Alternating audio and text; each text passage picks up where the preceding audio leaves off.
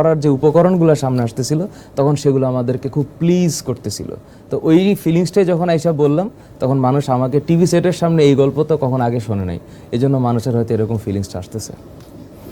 তো সেই ক্ষেত্রে তাহলে ছাত্রদেরকে বলতে হবে যে না এখনো আসলে যাওয়ার দরকার নেই, আমি ইন্টারেস্টেড হয়ে যাচ্ছিলাম যে আমি একটু যাব নাকি। জেল হচ্ছে আসামিদের জন্য, আমি চাই না কেউ আসামি হোক, কেউ জেলে যাক। হ্যালো এভরিওয়ান, সবাইকে আমন্ত্রণ জানাচ্ছি আজকের দি টক রুমে। আমি আছি অহনা তাসনিম খান এবং আমাদের সাথে আপনাদের ভীষণ প্রিয় একজন মানুষ আছেন। একটা দাবি নয় বরং 9টা দাবি, 9টা দাবি থেকে এক দফা এক দাবি, একটাই মাত্র দাবি এসে দাঁড়ালো স্বৈরাচারিতার অবসান চাই। এবং সেই সময় একটা বৈষম্য বিরোধী ছাত্র আন্দোলনের কি পরিণতি হবে সেটা কেউ না জানলেও ছাত্রদের পাশে দাঁড়াতে কার্পণ্য করেননি যিনি, তিনি ছাত্র আন্দোলনের ভীষণ জনপ্রিয় মুখ, ছাত্রদের ভীষণ মনোবলের জায়গা, ফাহাদ স্যার আমাদের সাথে আছেন। ফাহাদ হোসেন, ওয়েলকাম ভাইয়া, কেমন আছেন? আলহামদুলিল্লাহ ভালো আছি, আল্লাহ ভালো রাখছে। আপনি কেমন আছেন? আমিও ভীষণ ভালো আছি এবং আজকের দিনে একটা মানে আপনার কাজকর্ম দেখতে দেখতে একটা জিনিস দেখলাম, কারাবন্দির দিনগুলো সেটা আসছে এবং একটা লেখা সামনে আসলো যে বীরপুরুষ হলে কখনো আয়ু কমে না এবং কাপুরুষ হলে আয়ু বাড়ে না। এই কথাটার একটু আমি তাৎপর্য জানতে চাই। সিচুয়েশনটা হচ্ছে আমি তো পড়াই বাচ্চাদেরকে, তো যেই মোমেন্টে হচ্ছে যে আবু সাইদ মারা গেল, আমি তো এখন লাইভ ক্লাসে, মানে আমাদের তো হচ্ছে রানিং অনেকগুলো লাইভ ক্লাস থাকে, তো একটা লাইভ ক্লাসের মধ্যে আরেকটা লাইভ ক্লাস শুরু করব, মানে 15 মিনিট গ্যাপ। তখন মনে হইলো যে মানে পড়াবো যে মেন্টালি খুবই আপসেট, এই ঘটনা ঘটতেছে, পুলিশ গুলি করতেছে, আন্দোলন হচ্ছে, আন্দোলনটা ছিল কোটা সংস্কারের আন্দোলন, সেটা একটু মানে ডাইভার্ট হয়ে হয়ে অন্যদিকে যাচ্ছে।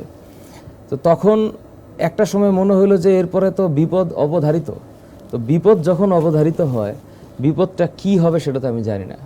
তো আমার তো আয়ু হচ্ছে ফিক্সড, আমি জানি যে আমার আয়ু হচ্ছে ফিক্সড। তো এখন পুরুষের কোন ক্যারেক্টার প্লে করলে আয়ু তো আসলে কমা বাড়ার কোনো ক্যারেক্টার নাই। তো বীর পুরুষ হোক আর মানে কাপুরুষ হোক, সেটা হচ্ছে এটা আসছে লাইনটা এরকম যে আমার যে অ্যাক্টিভিটি, সেই অ্যাক্টিভিটির মধ্যে যদি বোল্ডনেস না থাকে বা আমার যে স্বতন্ত্র চরিত্রটা এটা যদি ফুটে না ওঠে, বা মনে যদি স্টুডেন্ট মনে করে যে আমি কোনোভাবে নিজেকে একটু সেফ করে একটু আড়ালে থেকে নিজের ভবিষ্যৎটাকে বাঁচানোর চেষ্টা করছি, ওতে করে আমার মনে হয় না যে খুব একটা লাভ হওয়ার কথা ওই মোমেন্টে।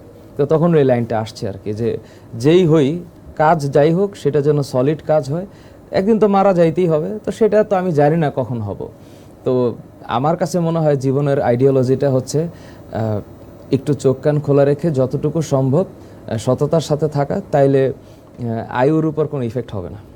বাহ, এটা চমৎকার। কারণ অনেক শিক্ষকই আসলে এটাও দেখা গেছে আন্দোলনের সময় যে তারা একটু গা বাঁচিয়ে চলছেন, ছাত্রদের পাশে নেই অনেকেই, এবং ছাত্রদেরকে অনেকে বলেছেন যে তুমি যদি আন্দোলনের সাথে থাকো তাহলে তোমার সাথে অন্যরকম অ্যাকশন নেওয়া হবে, এরকম কথা কিন্তু এসেছে।